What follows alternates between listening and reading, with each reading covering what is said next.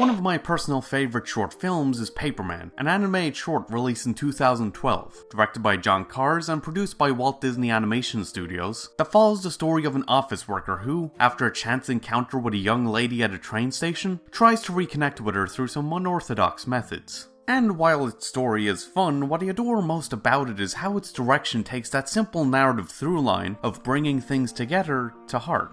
The details of its architecture subtly emphasize its characters' struggles, with the valleys between their buildings, what Kahrs describes as the canyon-like spaces between the skyscrapers in New York, showing the rift keeping them apart, while the train station where they first meet becomes a symbol of their connection, which is quite fitting, since trains are supposed to bring people where they need to be.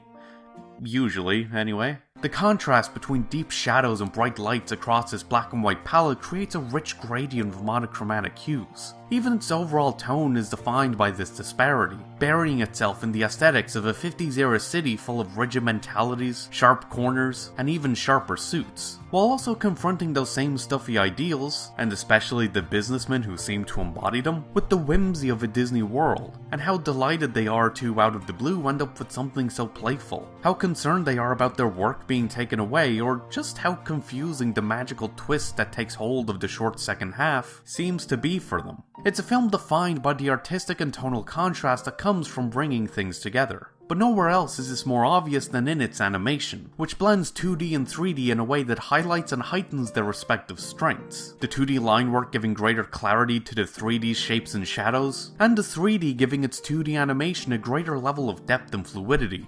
After working with LINKZ on Tangled and seeing how much traditionally drawn concept art was drawn up for that film, Kahrs began to wonder if there's a way to bring them back into the final product. They were everywhere and just so part of the DNA of the studio. Why do we always have to leave them behind when we go into CG? To do this, the short uses an experimental program developed by Brian Whitehead that allows one to draw vector-based lines on top of CG. The result is a look I think is able to create something far more expressive than either approach could alone, but maybe that's just me. And it isn't simply about proving the strengths of 3D or needing to return to 2D. As Kahrs himself explains, I feel that we're definitely in a golden age right now of CG where there's this explosion of content. It's beautiful color and appeal, and characters are so expressive and alive,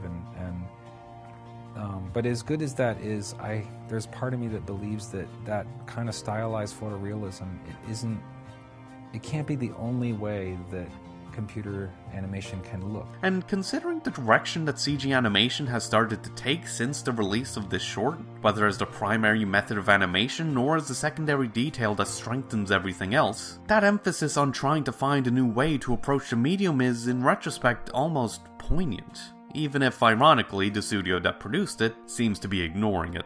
At the end of the day, what I love about Paperman is how it brings things together so seamlessly, it's hard to imagine how or why they didn't fit before. And yeah, those are my thoughts. Happy April Fool's Day!